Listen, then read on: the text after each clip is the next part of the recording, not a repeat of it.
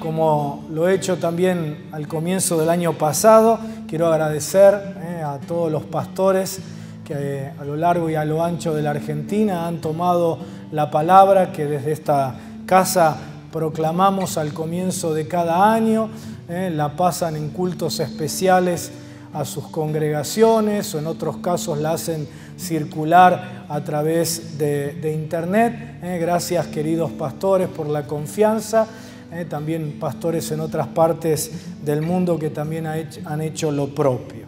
Así que con mucho temor y temblor, empezando por cada uno de los que estamos aquí en este lugar, pero también por esta posibilidad de multiplicación que tiene la palabra, vamos a compartir la palabra para este año 2012.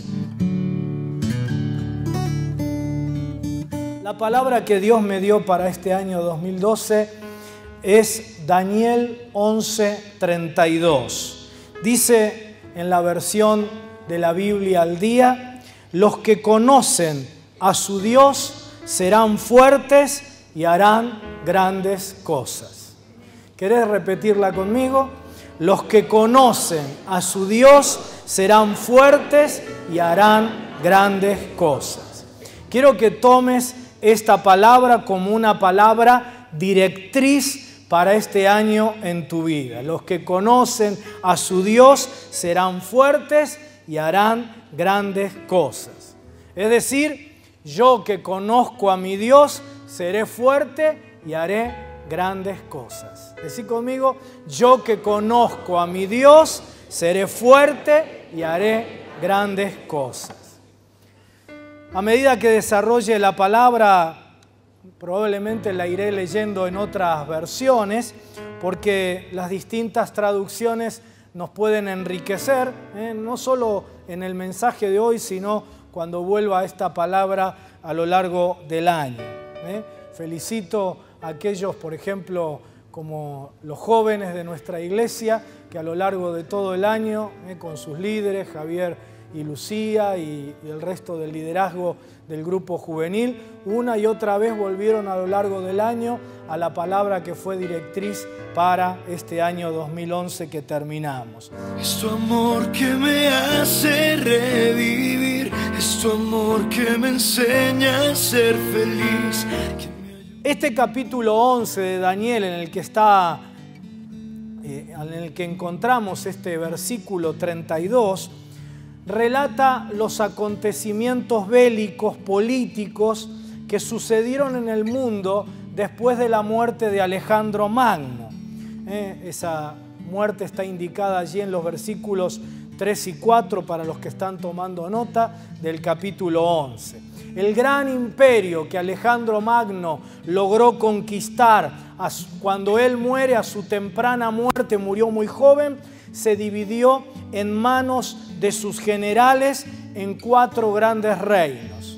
2 de esos reinos son los protagonistas de los enfrentamientos a los que alude una y otra vez este capítulo 11 de Daniel. El reino del norte es la dinastía Seleucida y el reino del sur, la dinastía Macedonia o de los Ptolomeos.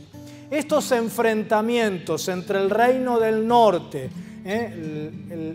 lo que sería Siria, pero no la actual Siria, sino un territorio mucho más grande, y el reino del sur, lo que sería Egipto, estos enfrentamientos duraron durante 300 años y en el medio de ambos reinos que se disputaban el predominio de ese sector del mundo estaba Palestina y obviamente en Palestina estaba el pueblo de Dios. Y entonces el pueblo de Dios sufría desde el norte y desde el sur las invasiones, y no solo las invasiones, sino las influencias de ambos reinos.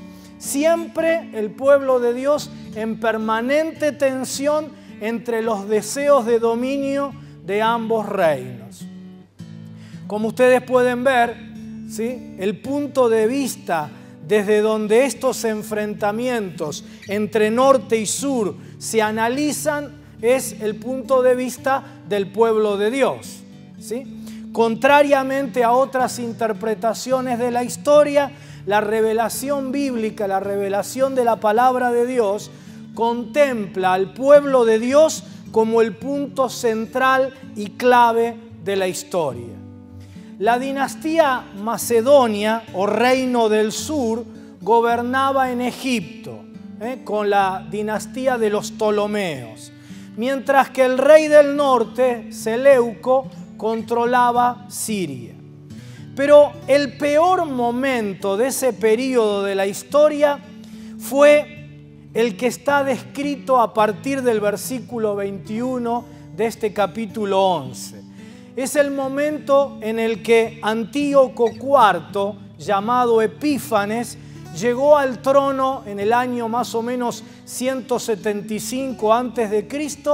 por medio de 2 golpes de estado en el reino del norte. Por varios medios, como ven allí versículos 21, 23, incluyendo engaño, intriga, etc., promovió una política de penetración de la cultura griega que lo puso en conflicto, en choque directo, permanente con los judíos. Antíoco IV se hizo llamar Epífanes, que significa el Dios manifiesto o la manifestación de Dios. Él creía y hacía que se impusiera esa idea que él era la manifestación de Dios. Acuñó una moneda con la imagen de Júpiter olímpico, con quien llegó él a identificarse. Él decía que era la encarnación de Júpiter olímpico, y la moneda tenía la imagen de Júpiter olímpico, que era uno de los nombres de Zeus, y la inscripción que decía: Rey Antíoco, Dios manifiesto y victorioso. La Biblia lo describe como un hombre despreciable. Apenas asumió, invadió Judá y derrocó al sumo sacerdote Onías III. En el pasaje de Daniel 11, el versículo 22, es llamado este sumo sacerdote el príncipe del pacto. Lo derrocó e instaló como sumo sacerdote al primer hombre en toda la historia del pueblo de Israel que no era un sacerdote, un tal Menelao. Y lo colocó allí para que sea su títere y pudiera, a través de su liderazgo, poder imponer su idea, su plan a todo el pueblo judío. Antíoco Epífanes avanzó hasta Egipto, el reino del sur, y estuvo a punto de conquistarlo. Pero el Senado romano no se lo permitió. Es conocida la anécdota que Popilio Laenas, que era el representante del Senado romano, le dio el ultimátum, le prohibió que entrara a Egipto, y Antíoco le dijo, bueno, que le diera tiempo para pensar si hacía caso a la indicación o no, a lo que el delegado romano hizo un círculo alrededor de Antíoco en la arena y le dijo: antes de que puedas salir de este círculo vas a tener que dar una respuesta o tu vida se termina. Humillado ante el poderío romano, no le quedó otra que retornar a su país, desandar el camino del sur hacia el norte, y enfurecido por la humillación, desahogó toda su ira, toda su cólera contra Palestina, persiguiendo a los judíos. O como dice el versículo 30, la alianza santa. Como dijimos, su plan era imponer la cultura griega, helenizar al pueblo judío. ¿Para qué? Para asimilarlo a su reino, creando así una fuerza política que le diera más poder, una fuerza política más vigorosa. Su obra persecutoria empezó fundando un gimnasio griego allí en Palestina. Los gimnasios eran mucho más que los gimnasios actuales nuestros, ¿verdad?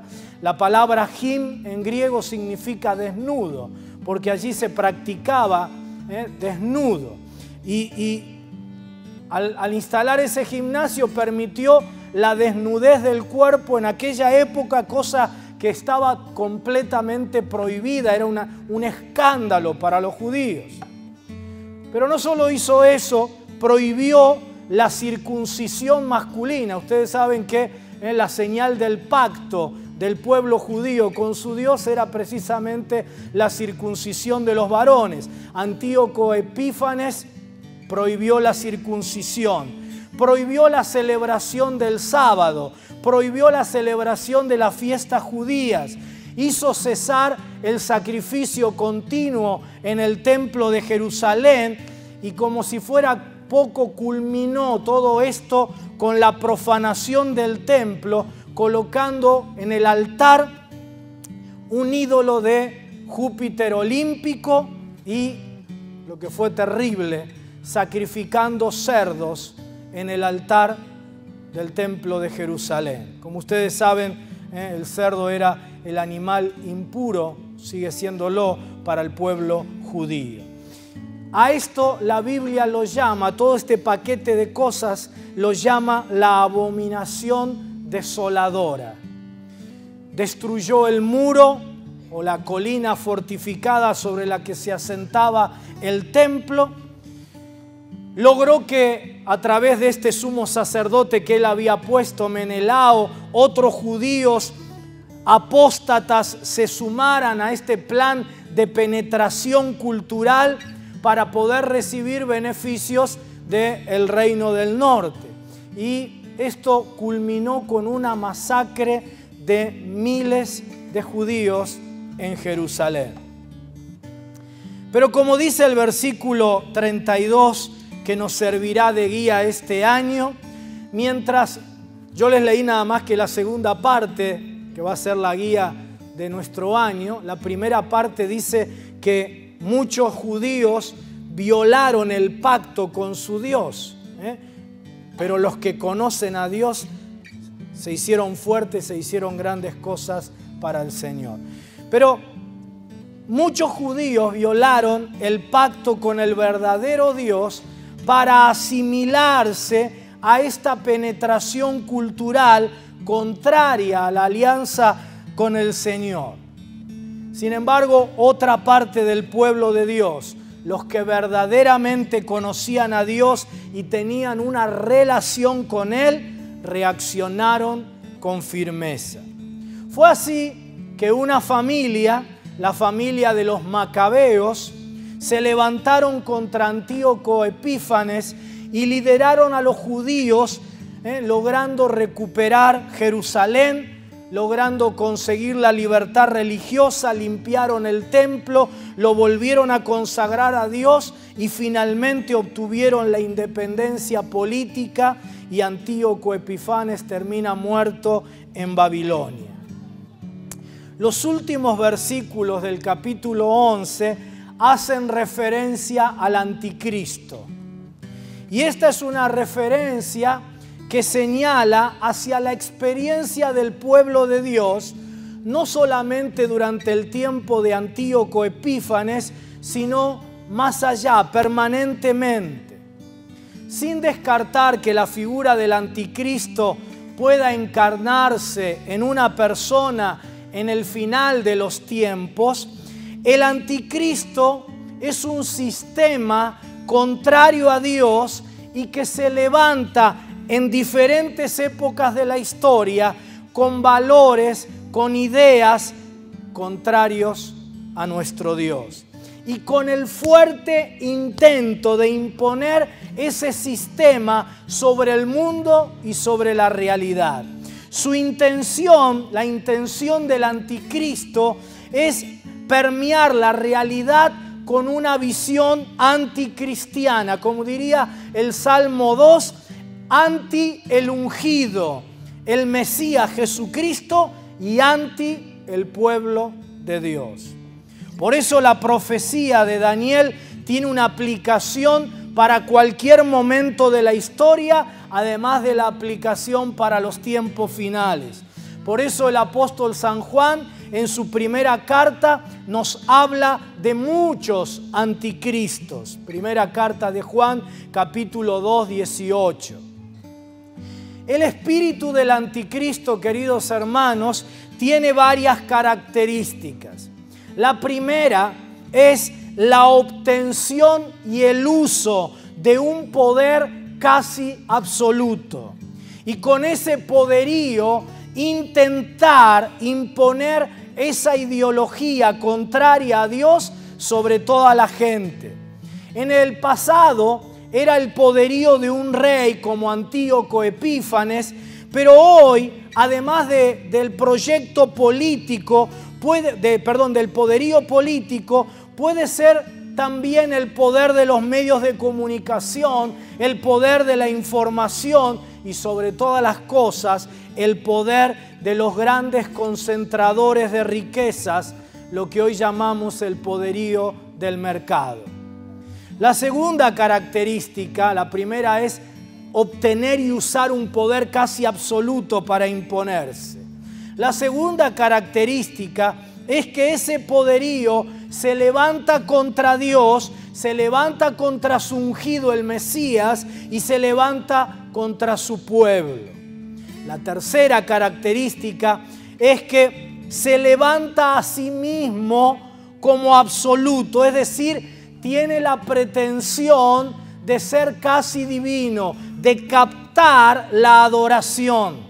La cuarta característica es que combina satánicamente la impiedad y la opresión y la injusticia. La quinta característica es que seduce y corrompe a los pueblos y también a muchos creyentes que caen en la apostasía. La apostasía no es solo para el final de los tiempos. Como vemos aquí en Daniel 11:32, en cada época parte del pueblo de Dios, por miedo a la persecución, por asimilación y conveniencia, apostata contra Dios. El relato nos muestra cómo el reino del norte y cómo el reino del sur se turnaban para someter, oprimir y expoliar al pueblo de Dios.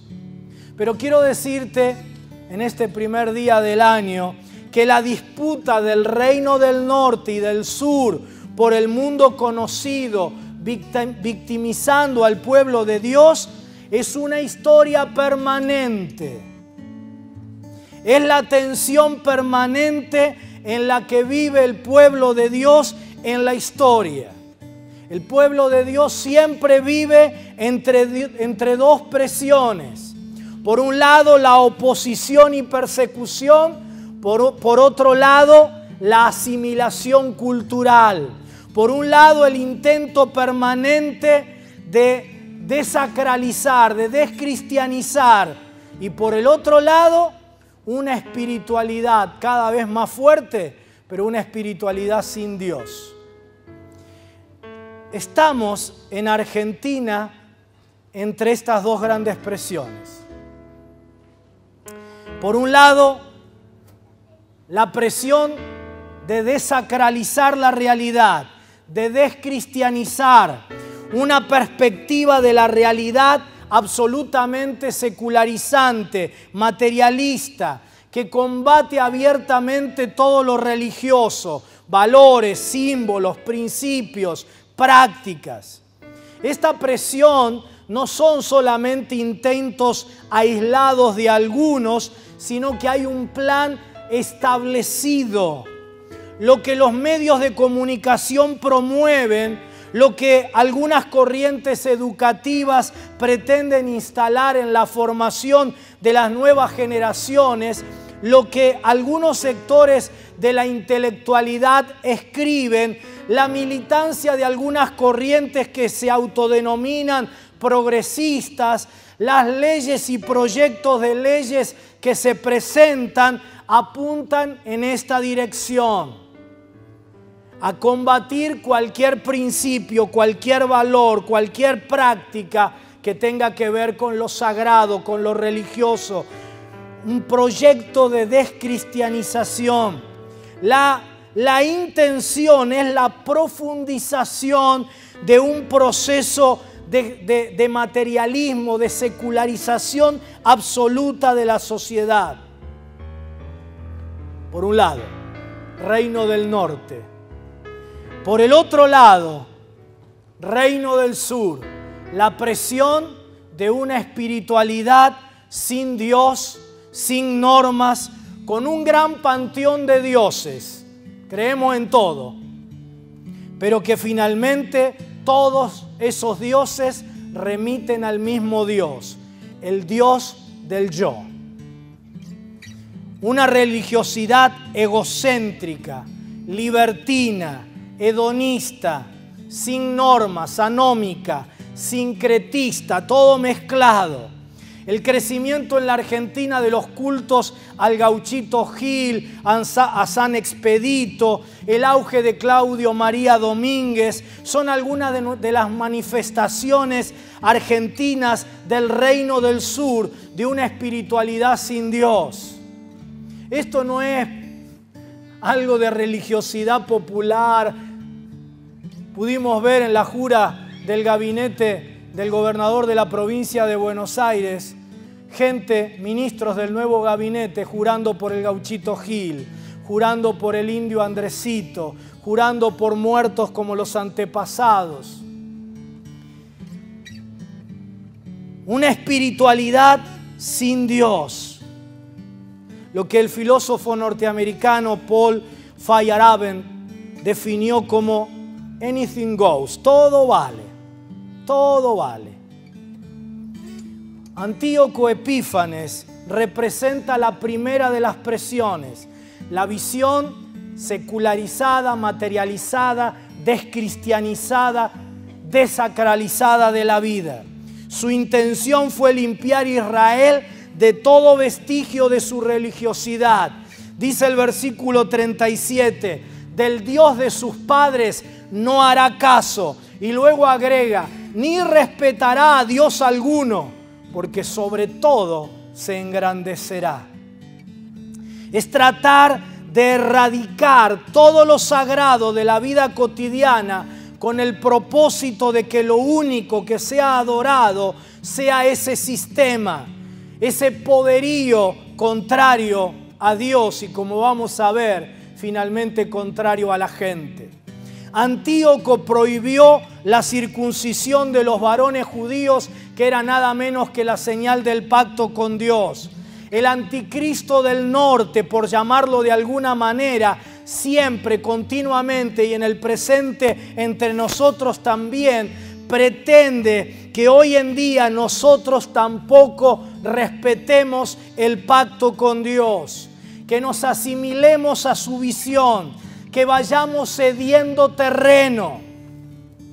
Antíoco prohibió la enseñanza de la Torá porque su pretensión era que ya no se rigieran más por los principios de Dios, quitar toda norma de vida basada en Dios, la anomia, como hoy en día. Introdujo la prostitución ritual, es decir, lo mismo que nuestra cultura pretende, la imposición de la inmoralidad, ya no solamente como imágenes, sino como un elemento de culto, donde los seguidores están permanentemente allí frente a esas imágenes como una manera de vida, imágenes y prácticas. Prohibió la celebración del sábado, es decir, pretendió la demanda totalitaria del tiempo, que no le demos tiempo a Dios ni siquiera a nosotros mismos por medio del descanso. El sistema te quiere chupar hasta el último segundo de tu tiempo. Prohibió las fiestas, es decir, una secularización total de la realidad. Al único que hay que adorar es al Dios sistema, al anticristo del norte. Hizo sacrificar cerdos, animales impuros. Es la intención continua de contaminar la vida de la gente, de impurezas, de inmoralidad, que hagan que el ser humano pierda su dignidad, pierda su condición de criatura a imagen de Dios, pierda su libertad y ni siquiera se dé cuenta, lo dé como cada día como algo más obvio. Es la entronización del cuerpo como la expresión física de la entronización del yo. Pero también está el reino del sur, el anticristo del sur.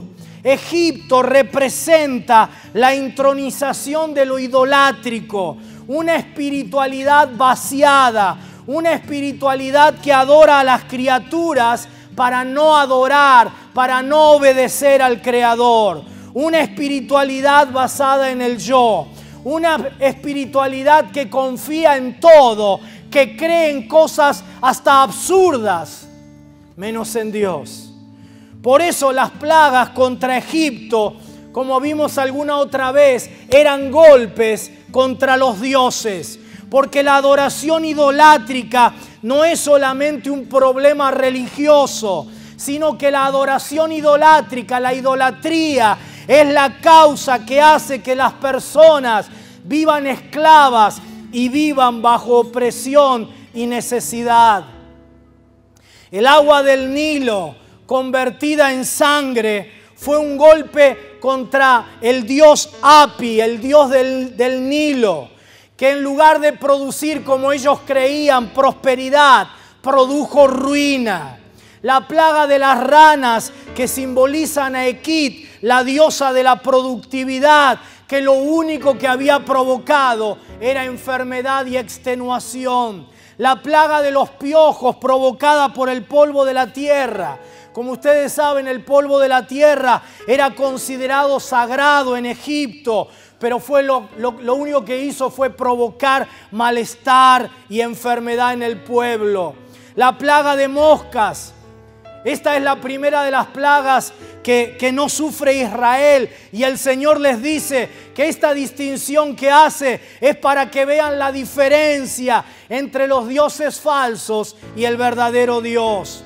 La muerte del ganado. Amón, el dios adorado en todo Egipto, era un carnero, un animal sagrado, consagrado. En el Bajo Egipto se adoraban diversas deidades cuyas formas eran de carnero, de macho cabrío o de toro. Las cenizas que los sacerdotes esparcían como señal de bendición, este era un ritual entre los sacerdotes egipcios, en realidad produjeron úlceras dolorosas. Granizo con truenos, relámpagos y lluvia. Esta plaga arruinó las cosechas de cebada, de lino, mató a los animales de Egipto. La lluvia, la tormenta, el granizo eran heraldos de acontecimientos portentosos en los textos de las pirámides de Egipto. Pero Dios mandó la plaga allí para castigar esa idolatría. La plaga de la langosta. Los dioses Isis y Serafis, que supuestamente protegían a Egipto de las langostas, se vieron impotentes, no pudieron contra el Dios verdadero. Las tinieblas sobre el país fueron el gran golpe contra todos los dioses, especialmente contra Ra, el dios Sol. Las luminarias celestes, objeto de culto, eran incapaces de poder penetrar la oscuridad que Dios había mandado. Fue un golpe directo contra el faraón, que se decía hijo del sol. Y finalmente la muerte de los primogénitos. Egipto en la Biblia es símbolo del anticristo en aquella época, de su oposición al primogénito de Jehová. Y con la última plaga sufrieron la pérdida de todos sus primogénitos. La idolatría en Argentina, cada vez más extendida. Permítanme decirlo de alguna manera. Sé que técnicamente no existen niveles, pero cada vez más rebajada. Adoramos a un delincuente como el Gauchito Gil. No es un problema de religiosidad popular. Es una de las causas y al mismo tiempo una de las expresiones de la decadencia de nuestra sociedad.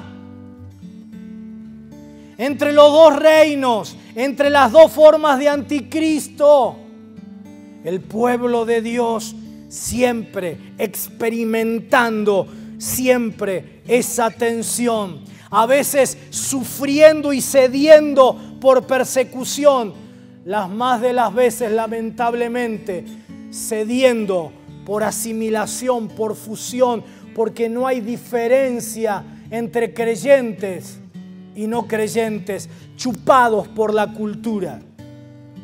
Sin embargo, frente a estas dos presiones, el pueblo de Dios en todo tiempo y en nuestro tiempo recibe la promesa de que será fuerte y hará grandes cosas. Es decir, el pueblo que conoce a su Dios responderá a 3 llamados que quiero compartirte en los minutos que quedan.